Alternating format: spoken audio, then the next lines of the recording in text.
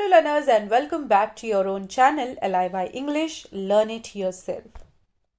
Learners, in this video we are going to learn one of the most famous poems by Rabindranath Tagore titled as Where the Mind is Without Fear. But before that, if you are a student and new to my channel, quickly subscribe before we go on with this video, as you will find all the useful videos relating to your English subject and many more here. And make sure you hit the bell icon so you get the notifications for the latest videos. In this video, I'll be explaining the poem in English. However, I'll also upload the video with Hindi explanation on the same poem. Now, without further ado, let's start our video. First, let us know more about our poet Rabindranath Tagore. Of course, we all know him. We are familiar with this name. He is the one who composed the national anthem of India and also became the first non-European to win the Nobel Prize for his contribution in literature in 1913. Though he always identified himself as a poet, but in reality he was a multi-talented personality in every sense. He was not only a poet, but a philosopher, a playwright, a novelist, a painter, a composer, and a cultural reformer. He was, we can surely say, one of the greatest geniuses of our country. Now let's look at the central idea or theme of the poem. This poem was written before independence. So we need to understand first thing that the most important thing for any person in India at that time was the freedom. Freedom from colonization, freedom from British government, freedom from slavery. Although this poem has a religious tone as it is in the form of a prayer, but if we look deeply into it, we find that the underlying theme is patriotism. The poet through this poem is praying to God to grant a free state to the citizens of this country. He wishes not just the freedom but also an ideal society for the people to live in this country. Now we'll read the poem line by line and try to understand in detail. Meanings of the difficult words you'll find below the screen. Now let us begin. Where the mind is without fear and the head is held high, where knowledge is free, where the world has not been broken up into fragments by narrow domestic walls. So learners, we see in the first line the poet prays to God for a nation where every human being is fearless. As we all know that fear is the biggest enemy of a man. So the poet wishes a land for the citizen of the country where there will not be any kind of fear in their minds. So this is the first thing that he is asking to God. It also emphasizes that how important it is for us to be brave and not have fear in our hearts or minds. Moreover, he also wishes a land where every head will be held high.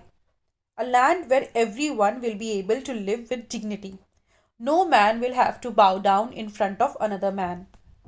Everybody will enjoy an equal status. He also wishes a land where knowledge is free. Free for all people, accessible to all.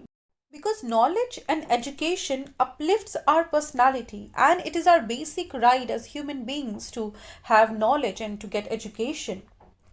So we should all have the freedom to gain knowledge, is what a poet is asking for. The poet also wishes a society which will be harmonious to live in and has not been broken up into small parts or small fragments by narrow domestic walls.